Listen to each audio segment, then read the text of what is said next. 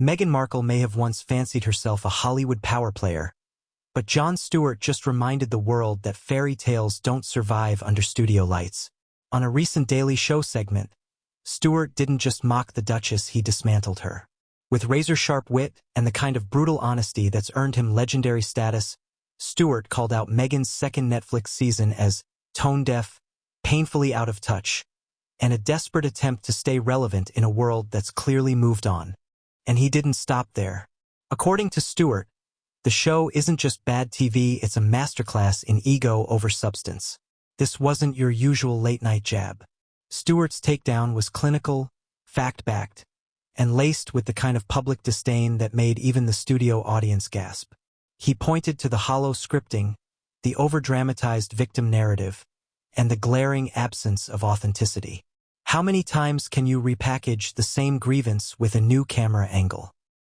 He asked, drawing raucous applause.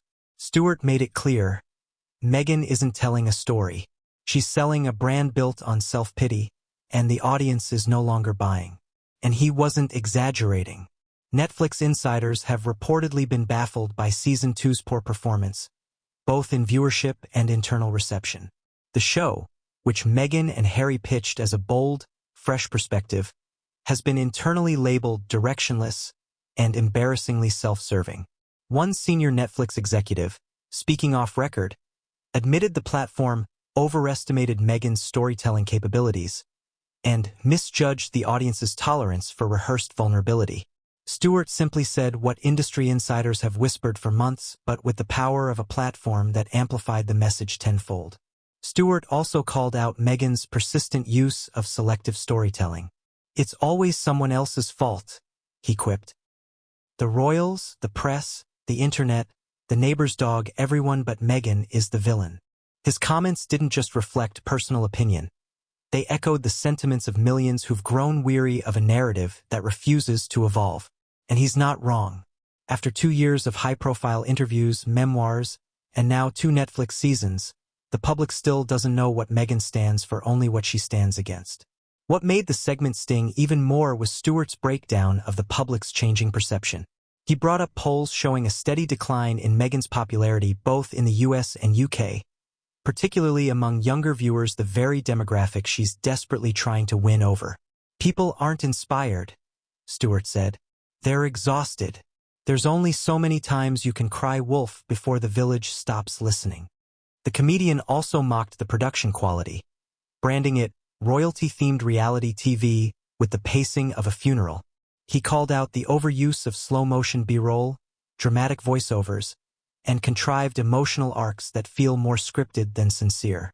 At this point, it's less of a docuseries and more of a vanity project with a Netflix budget, Stewart added. His remarks cut deep because they weren't just jokes, they were brutally accurate observations of a failing content strategy. And perhaps the most damning moment came when Stewart addressed the elephant in the room. Authenticity. If your story's real, you don't need a second season, he said bluntly. The line hit like a hammer.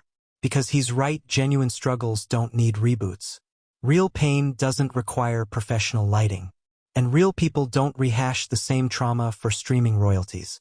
Stewart's critique exposed what critics, columnists, and former royal staffers have tiptoed around. Meghan's Netflix saga isn't about truth, it's about control. Behind the camera, Netflix's patience is reportedly wearing thin. Executives are beginning to question the value of continuing their relationship with the Sussexes, especially as the platform seeks to restore credibility with audiences increasingly frustrated by clickbait-driven storytelling. The failure of Season 2, combined with public ridicule from figures like Stewart, is raising the question no one at Netflix wants to answer out loud. Was signing Meghan Markle ever worth it? So where does this leave Meghan now? Reeling, embarrassed, and increasingly isolated from the Hollywood elite she once courted. Jon Stewart didn't just criticize a show, he ripped the curtain off a persona. The Duchess, once hailed as a modern feminist icon, now looks more like a cautionary tale of overexposure and unearned spotlight.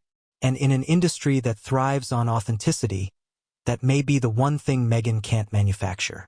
As Stewart closed the segment, he offered one last jab with a smirk. Coming soon. Season 3. where Meghan finally sues Netflix for bad lighting. The crowd erupted. The message was clear. The world is laughing, and this time, Meghan's not in on the joke. And while the crowd laughed, the sting behind Stewart's satire was anything but lighthearted. It was a moment that signaled a cultural shift where even progressive icons like Stewart, who once might have been inclined to sympathize with Meghan, are now calling out the performative nature of her media narrative. When comedy becomes critique, it means the bubble has burst. Meghan, once carefully positioned as a symbol of modern royalty and resilience, is now becoming a symbol of tone-deaf self-promotion in a world that's demanding authenticity more than ever. Social media lit up in the aftermath, not with outrage but with memes, mockery, and relief. Relief that someone finally said what so many had been thinking.